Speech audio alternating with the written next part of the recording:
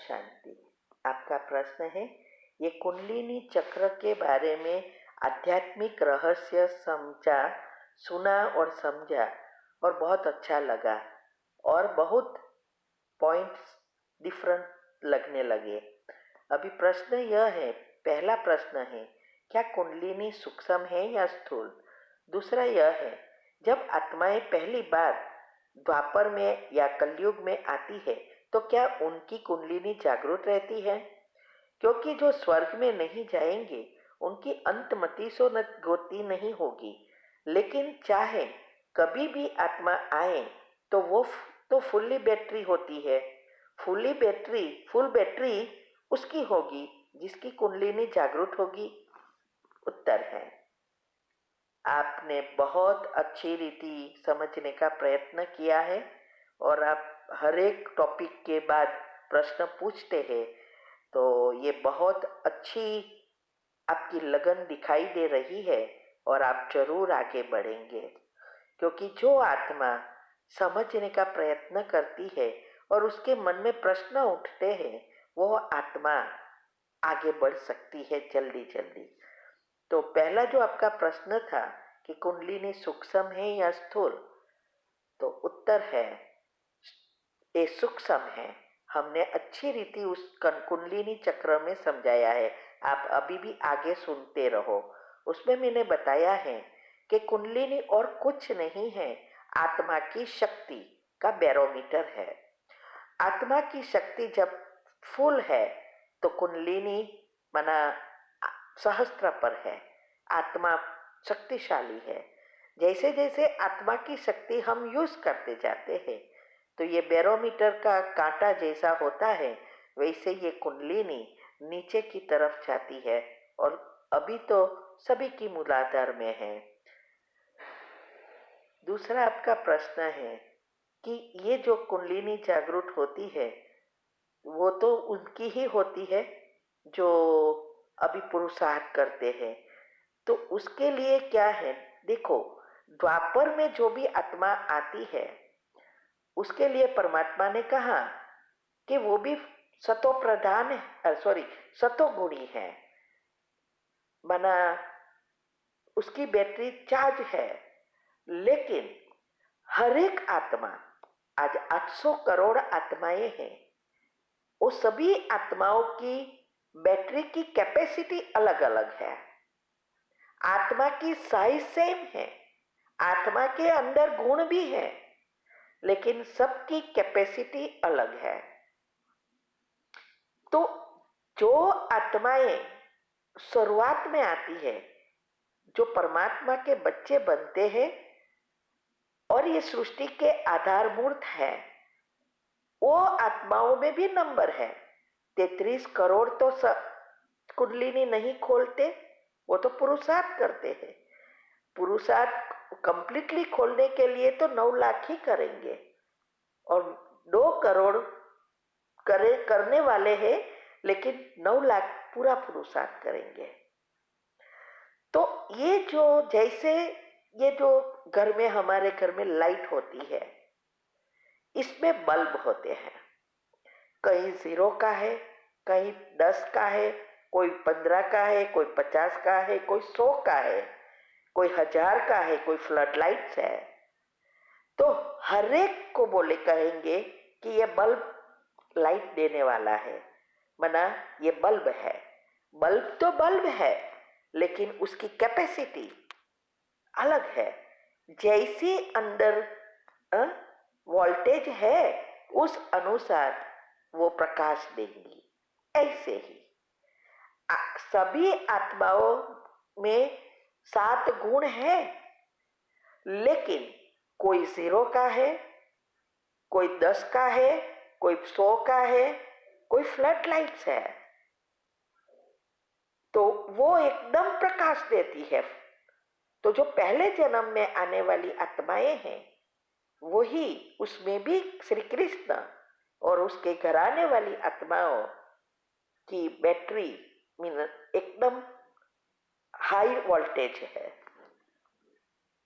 इसीलिए भले वो द्वापर में कोई भी आत्मा आए तो वो सुखी है। इवन कलयुग के अंत में आए तो भी पहला जन्म उसका सुखी ही है, लेकिन बैटरी जल्दी डाउन हो जाती है क्योंकि वोल्टेज कम है, इतना प्रकाश नहीं दे सकती। तो ये आत्माएं जल्दी जल्दी नीचे उतर जाती है क्योंकि हर एक आत्मा सतों से तमों में पहुंचती है।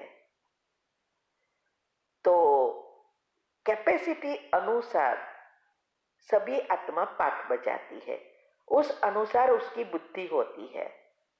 तो जैसे जैसे आप ये कुंडलिनी चक्र, हेल्थ एंड माइंड, कर्म की गुह्य गति, यूनिवर्स कैसे चलता है, भगवान को किसने बनाया, ये सारे टॉपिक्स हैं। आप सुनो, समझो और ऐसे ही प्रश्न पूछते रहना, ठीक है। ओम शांति। आपका प्रश्न है, श्री लक्ष्मी नारायण ही त्रेता में सीताराम बनते हैं, तो जो फेल होते हैं वो त्रेता में आते हैं, इसका मतलब क्या है? उत्तर है, देखो, त्रेता युग वाली जो आत्माएं हैं वो जो पहले ऊपर से आती है वो अलग है, और सतयुग से लेकर पाठ बजाते त्रेता में आती है वो अलग है। तो बाबा जब भी माना परमात्मा जो भी बात करते हैं वो खास करके 9 लाख आत्माओं की है। तो 9 लाख आत्माओं में जो फेल होती है मना,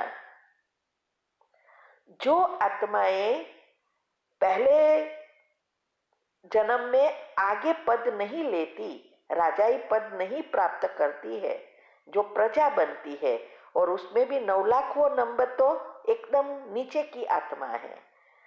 तो बाबा ये कहना चाहता है कि वो जो पहले जन्म में कम मार्क्स आते हैं वो त्रेता में फिर उसका भी पद है ना। जैसे हमने कहा कि ये 8, 108, 16,108, 9 लाख, 2 करोड़, 33 करोड़ और 800 करोड़। तो ये जो 8 जो है वो तो ग्रह है, श्री कृष्ण और राधे के साथ 8 जोड़ियां है, फिर उससे 108 बनते हैं, फिर 16,108। तो 108 जो है वो सतयुग में राजाई पद वाले हैं, और वो आत्माएं बहुत बार जितना हम जल्दी आते हैं और राजाई पद प्राप्त करते हैं उतना हमारे सारे सर्कल में राजाई या साहूकार बनते हैं, राजाई पद ज्यादा मिलता है। और दूसरी 16,108 है वो त्रेता तक के राजा बनेंगे, जो इस संगम युग के पुरुषार्थ से प्राप्ति में होती है।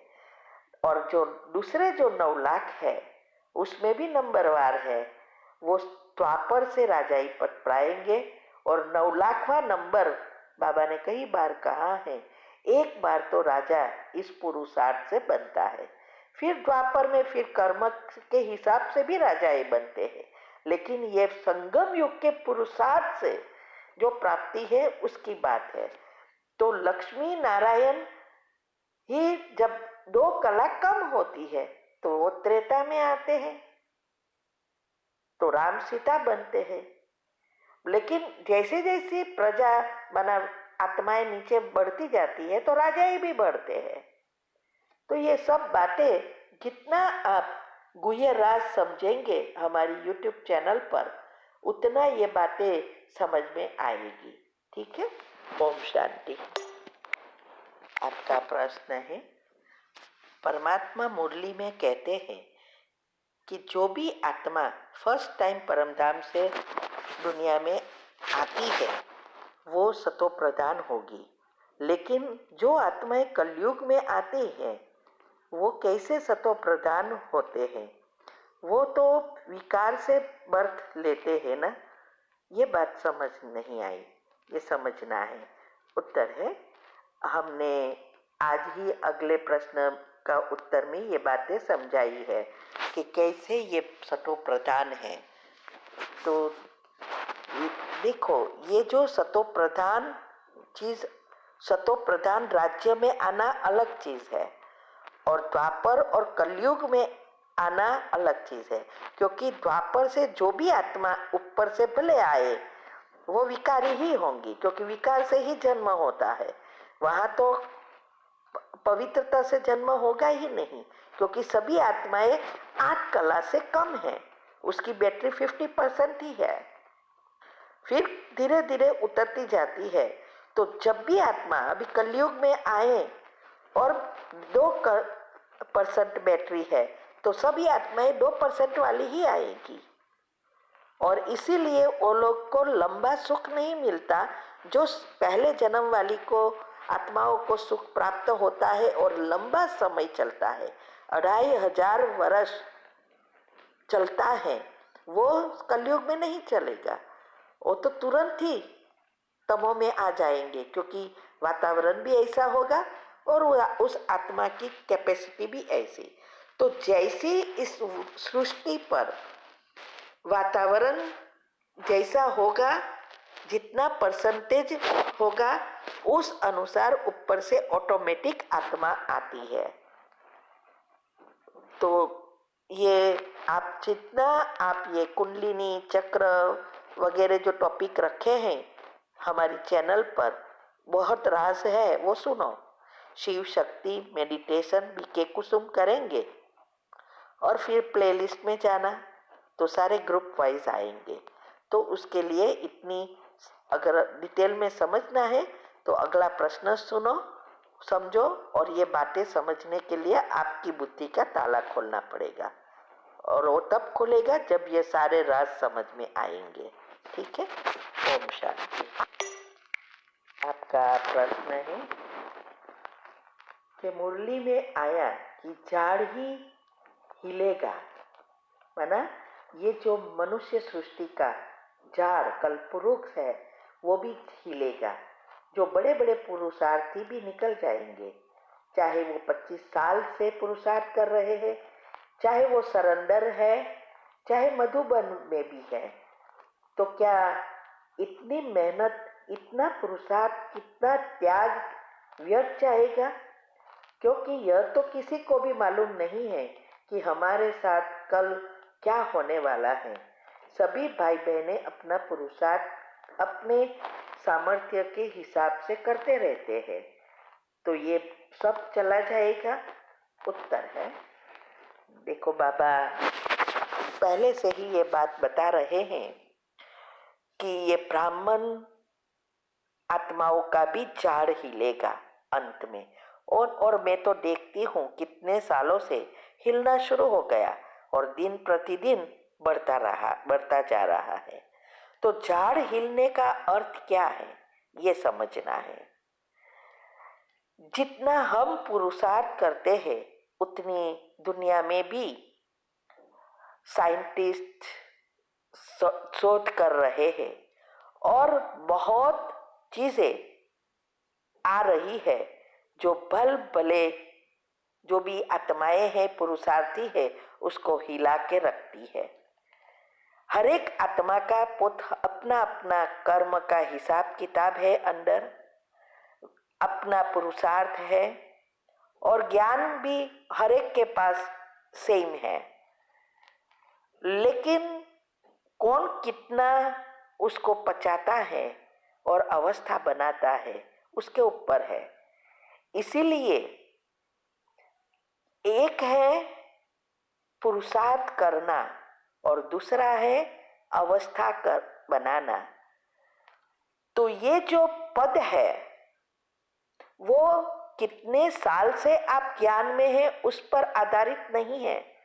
क्या या आप सरेंडर है या मधुबन वाले है उसके ऊपर नहीं है आधारित। कितने साल से है, 50 साल से है, 80 साल से है, उसके ऊपर नहीं है। भले वो 1 साल का है लेकिन अवस्था अचल अडोल है, संपूर्ण संतुष्टता जीवन में आ गई है, सेकंड में फुल स्टॉप लगा सकता है। तो वो नंबर 1 में जा सकता है। तो ये जो बड़े बड़े पुरुषार्थी भी हिल जाते हैं जब माया का भपका दिखाई देता है। हमने आप देखना कई जगह पर एक साइड पर बाबा कहते हैं नहीं बहुत ऊंचा नहीं बहुत नीचा रहना है। अगर हम उसमें फंसे तो और ही हमारा देह अभिमान बढ़ेगा, कभी भी कम नहीं होगा। इसीलिए वो चीज योग लगाना चाहते हैं लगाएंगे, लेकिन पुरुषार्थ ढीला होता जाएगा। तो ये अवस्था बनाने के लिए ही सब पुरुषार्थ कर रहे हैं। तो जब हम ये दुनियावी चीजों में जाएंगे तो विकार और ही बाहर आएंगे और उस समय हमारी बुद्धि का ताला फिर लगने लगेगा, क्योंकि नेगेटिव लेयर ऊपर आ जाते हैं और इससे हम अंतमति सो गति का पेपर पास नहीं कर सकेंगे, नहीं तो बाबा के साथ जा सकेंगे। क्योंकि परमात्मा के साथ जाना है तो उनके जैसा बनना पड़ेगा। जो जैसा व्यक्ति है उस अनुसार हमें एडजस्ट करेंगे तभी उसके साथ रह सकते हैं। तो ये जो अंतिम समय की जो बात है, ये परमात्मा की एक ट्रेन है, जाने वाली है। इसमें एसी कोच भी है, रिजर्वेशन कोच भी है, जनरल डब्बे भी है, सब है। अभी उन सबके लिए अपना अपना पैसा कमाने की जरूरत होती है ना। दुनिया में भी हमें ट्रेन में जाना है, रिजर्वेशन करवाना है या एसी कोच करवाना है तो पैसा ज़्यादा चाहिए, तो मेहनत करेंगे तो पैसा आएगा। तो यहाँ भी हम ज्ञान धन कितना जमा करके उसको कितना अपना बनाते हैं, प्रैक्टिकल जीवन में लाते हैं, कितना गुणों का स्वरूप बनते हैं, वो सब चीज अवस्था बनाती है। तो अंगत के समान जो बने होंगे, मेरा कुछ नहीं सब कुछ परमात्मा का, और सब यूज करते भी हमें ऐसा नहीं है सब कुछ छोड़ देना है, सब यूज करना है, लेकिन दुरुपयोग नहीं करना है, ना तो माया के भपके में फंसना है। जो है जितना मिला जैसा मिला सभी बातों में चलेगा। सब कुछ होते हुए भी ऐसा जीवन जो जीते हैं वो नंबर 1 में जरूर आ जाते हैं। उसको कोई भी चीज फिर हिला नहीं सकेगी। तो ये सब बातों अगर आपको समझना है तो हमने बहुत चीजें रखी है, और 1 साल में अगर ये अवस्था बनानी है तो रोज का रोज जो पुरुषार्थ की मैंने विधि बताई है वो करो, और YouTube पर जो चीजें रखी है उसको डिटेल में समझने का प्रयत्न करो, प्रश्न निकालो, प्रश्न पूछो और आगे बढ़ो। ठीक है। ओम शांति।